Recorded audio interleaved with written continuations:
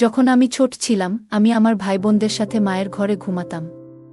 সবার ঘুমিয়ে পড়ার পর অন্ধকার ঘরে আমি মাঝে মাঝে জেগে উঠতাম এবং মাকে ডাকতাম। কিন্তু তখন আমি ঘরে অন্য কিছু দেখতাম এবং পরে না দেখার ভ্যান করে ঘুমিয়ে পড়তাম। বয়স বাড়ার সাথে সাথে মা একদিন আমাকে বললেন যে আমি এখন থেকে বড় বোনের সাথে অন্য ঘরে ঘুমাবো। তখন আমি মাকে বললাম, তোমাকে ছাড়া আমি ঘুমাতে পারবো না। তিনি একটা দীর্ঘ নিঃশ্বাস ফেলে বললেন, তোমার একটুও লজ্জা নেই? তখন আমি কথার মানে বুঝতাম না। কিন্তু এক রাতে হঠাৎ ঘুম ভেঙে গেল।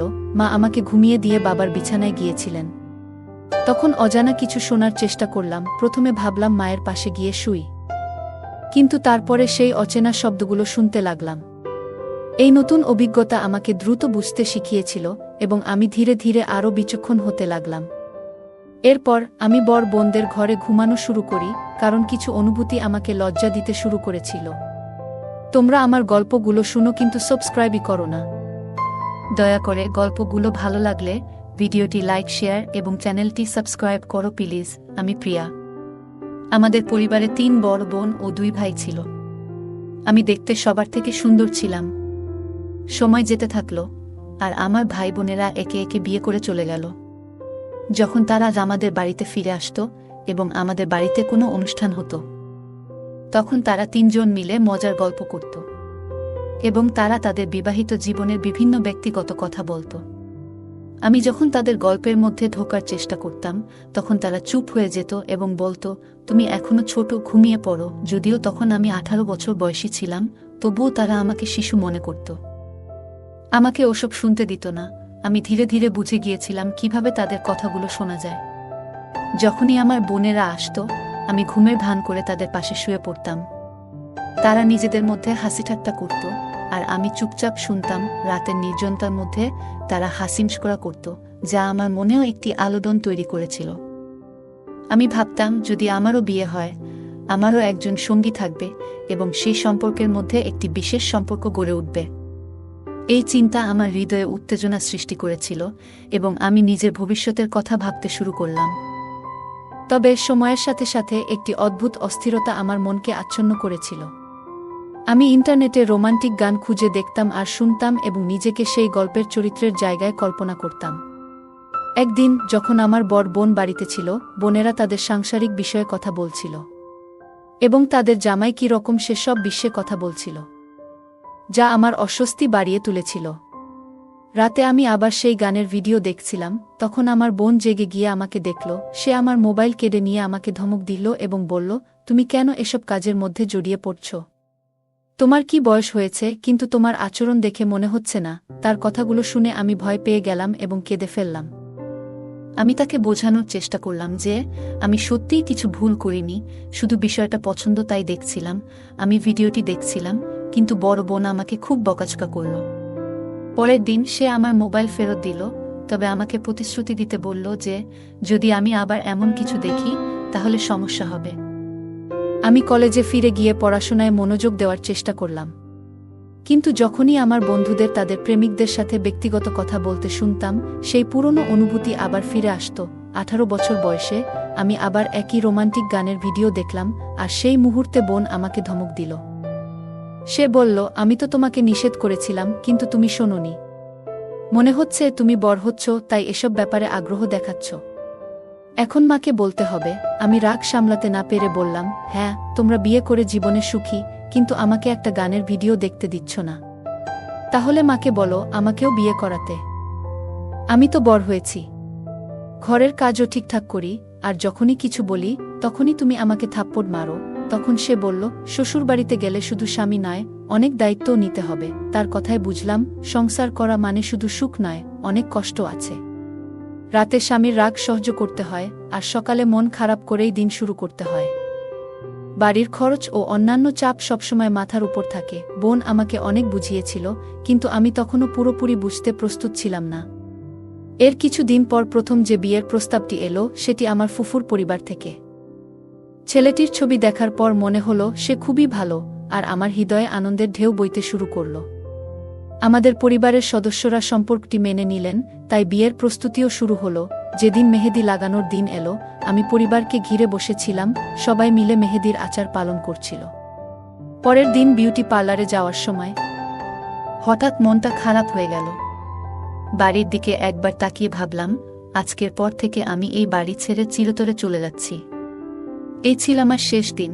আজ আমি নতুন জীবনের পথে রওনা হচ্ছি। বিয়ে শেষ হলো, আর বরকে দেখে মনে হলো তিনি খুবই সুদর্শন। বিয়ের পর সবাই আমাদের দম্পতির সাথে তুলনা করছিল, আর আমি ভাবছিলাম জীবনের নতুন অধ্যায় কেমন হবে। বিয়ের সময় যখন আমার শাশুড়ি তার ছেলের সাথে মঞ্চে এলেন, তাকে দেখে আমি বুঝতে পারলাম তিনি খুবই খোলা মনের এবং আনন্দমুখর একজন মহিলা। যদিও তিনি আমার শাশুড়ি, তাকে দেখে মনে হয়েছিল যেন তিনি আমার স্বামীর বড় বোন। মা তাকে দেখে হাসি মুখে পরিচয় করিয়ে দিলেন, এবং সবাই তার রূপের প্রশংসা করছিল। তার ব্যবহারে মনে হলো শাশুড়ি বউয়ের সম্পর্কের চেয়ে আমাদের সম্পর্কটা যেন মামের মতো হবে। শ্বশুরবাড়িতে পৌঁছানোর পর শাশুড়িকে প্রথমবার দেখে আমি অবাক হয়ে গেলাম।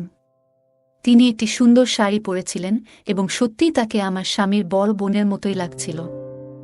তিনি আমাকে খুব আদর করে বসতে দিলেন এবং বললেন, তুমি খুব সুন্দরী এবং তোমার স্বামীকে ভালোভাবে দেখাশোনা করতে হবে। তার এই কথায় আমি লজ্জায় লাল হয়ে গেলাম। আমি কখনো ভাবিনি শাশুড়ি এমন খোলামেলা কথা বলবেন। তিনি আরও বললেন, মনে রেখো, আমি তোমার শাশুড়ি নই, আমি তোমার বন্ধু। এই কথাগুলো শুনে আমার মন অনেকটা হালকা হয়ে গেল। আমি নিশ্চিত হলাম আমাদের সম্পর্কটা কেবল শাশুড়ি বউয়ের সম্পর্ক নয়, বরং বন্ধুত্বের হবে। আমি ভাবতাম আমার স্বামী খুবই রোমান্টিক হবে এবং আমার সব ইচ্ছা পূরণ করবে। তবুও আমি তাকে কিছু জিজ্ঞাসা করতে চাইনি।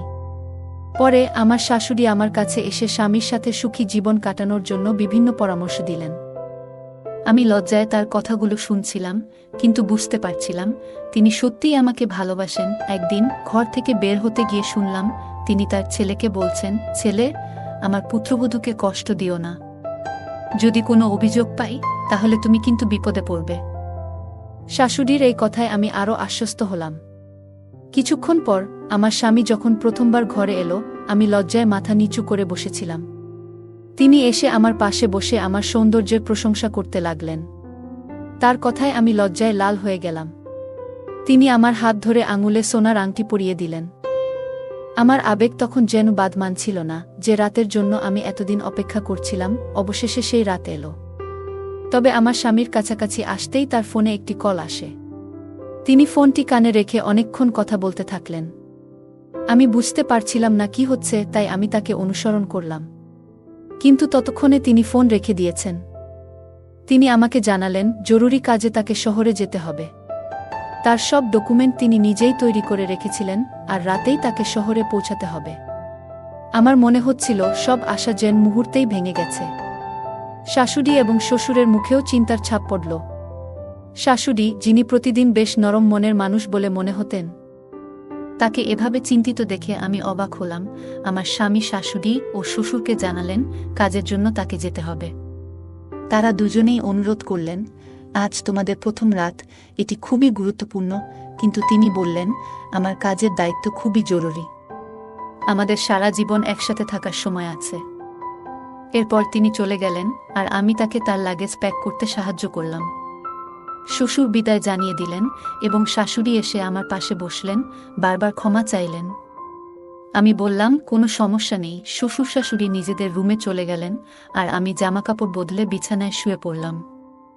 ভেতরে ভেতরে খুব অস্থিরতা কাজ করছিল। ভাবছিলাম এই দুদিন কিভাবে কাটবে। এতদিন যেখানেই ছিলাম সেখান থেকেই দুদিন কাটাতে হবে। রাতের দিকে বাড়ির সবাই এসে মজা করে জিজ্ঞাসা করল, স্বামী ছাড়া কিভাবে কাটবে?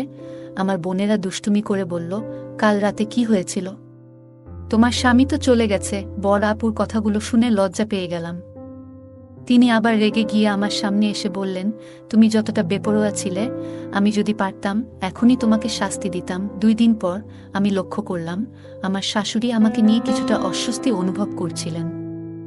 আমার স্বামী তখন আরও দূরে সরে যাচ্ছিলেন এবং জানালেন যে তিনি 2 সপ্তাহ পর ফিরে আসবেন। আমি শাশুড়ি ও শ্বশুরের সঙ্গে সময় কাটাতে লাগলাম এবং একদিন বসার ঘরে শাশুড়ির পাশে বসলাম। আমি মজা করে বললাম, আম্মু, তোমাকে দেখে তো মনে হয় না যে তুমি একটি ছোট ছেলের মা। আজকালকার মেয়েরাও তোমার মতো এত দীপ্তি ধরে রাখতে পারে না। শাশুড়ি হেসে বললেন, তুমি খুব মজার। তোমার শ্বশুর আমাকে এতটাই ভালোবাসেন যে এই বয়সেও আমাদের সম্পর্ক সুন্দরভাবে চলছে। শাশুড়ির এই কথা শুনে আমি কিছুটা লজ্জিত হলাম, কিন্তু রাতে অস্থিরতা বাড়তে লাগলো। আমি ঘেমে গিয়েছিলাম এবং গলা শুকিয়ে গিয়েছিল। পানি খেতে রান্নাঘরের দিকে হাঁটতে লাগলাম, কিন্তু হঠাৎ শাশুড়ির ঘর থেকে কিছু অদ্ভুত শব্দ শুনতে পেলাম। নিজেকে থামাতে না পেরে দরজার কাছে গিয়ে কান পেতে শুনতে শুরু করলাম। আমি ভাবছিলাম, এই বয়সেও তারা সুখে আছে। শাশুড়ি বলছিলেন, আমার বয়স হয়েছে, বাড়িতে একটা ছোট বউ আছে, আমাকে একটু শান্তি দাও। কিন্তু শ্বশুর হেসে বললেন, তাহলে কি হয়েছে? আমাদের ছেলের বউ তো এই বাড়িতে আছে, সে তো ছোট নয়। এই কথাগুলো শুনে আমি বিস্মিত হয়ে গেলাম। সকালে যখন শাশুড়ি ও শ্বশুর ঘর থেকে বের হলেন, তখন আমি তাদের সাথে চোখে চোখ মিলানোর সাহস করতে পারছিলাম না। আমি তার চোখের ভাষা বুঝতে পারছিলাম, সুরের, তার দৃষ্টি ছিল কিছুটা অদ্ভুত। যখন আমি আমার স্বামীর সাথে কথা বলার চেষ্টা করলাম, সে আমাকে এড়িয়ে গিয়ে বলল, আমি খুব ব্যস্ত, অনেক কাজ আছে, ফিরতে সময় লাগবে। একদিন শাশুড়ির শরীর খারাপ হয়ে গেল, তার রক্তচাপ বেড়ে গিয়েছিল। তিনি বললেন, বৌমা, রান্নাঘরে ওষুধ রেখেছি, ওষুধটি একটু দুধে মিশিয়ে আমাকে খাইয়ে করিয়ে দেও। আমি এক গ্লাস দুধ নিয়ে ওষুধ মিশিয়ে দিলাম। কিন্তু আমি চিন্তিত ছিলাম, কিছু ভুল হতে পারে। ঠিক সেই সময় শাশুড়ির ফোনে একটা কল এলো, যেটা আমার স্বামীর ফোন থেকে আসছিল। আমি ফোন কানে লাগাতেই শুনলাম আমার স্বামী বলছে, তোমার বউকে বলো আমার অন্য কোথাও সম্পর্ক হয়েছে এবং সেই মেয়েটি এখন আমার সন্তানের মা হতে চলেছে। তাই সে আমাকে শহরে আসতে বলেছে এবং হুমকি দিচ্ছে, যদি আমি তাকে বিয়ে না করি তবে সে আমার বিরুদ্ধে মামলা করবে। এখানে পুলিশ কতটা কঠোর তা তো তোমরা জানো। এই কথা শুনে আমি হতবাক হয়ে গেলাম, সব স্বপ্ন যেন মুহূর্তেই ভেঙে পড়ল। শাশুড়িকে সেই অবস্থায় রেখে আমি কাঁদতে কাঁদতে আমার বাবা মাকে সব জানালাম এবং শ্বশুর শাশুড়ির কাছে বিষয়টি খুলে বললাম। শ্বশুর শাশুড়ি বললেন, আমাদের সম্পত্তি যদি আমাদের ছেলের নামে হয় তাহলে আমরা তাকে ছেড়ে দেব এবং তুমি আমাদের পুত্রবধূ হয়ে থাকবে। কিন্তু কিছুদিন পর আমার বাবা আদালতে এই প্রস্তাবটি অস্বীকার করলেন এবং আমি অল্প বয়সেই বিবাহ বিচ্ছেদ পেলাম, যা আমি কখনো ভাবতেও পারিনি আমার জীবনের সাথে এমনটা হবে। আমি অনেক কিছু সহ্য করেছিলাম, কারণ বিয়ের পর মেয়েদের জীবনে অনেক পরিবর্তন আসে, যা তাদের জীবনকে সম্পূর্ণভাবে বদলে দেয়। এখন 2-5 বছর বয়সে আমি চুপচাপ থাকতে শিখেছি। আমার জন্য অনেক সম্পর্ক এসেছে, কিন্তু পুরুষদের প্রতি আমার বিশ্বাস একেবারেই চলে গেছে। আমি কি বিয়ে করব? পুরুষদের বিশ্বাস করা কি ঠিক হবে? তোমরা কি মনে করো?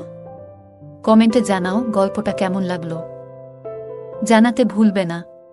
আরও মজার মজার রোমান্টিক গল্প শুনতে চাইলে ভিডিওটি লাইক, শেয়ার এবং চ্যানেলটি সাবস্ক্রাইব করতে এবং বেল আইকনটি ক্লিক করতে ভুলবে না।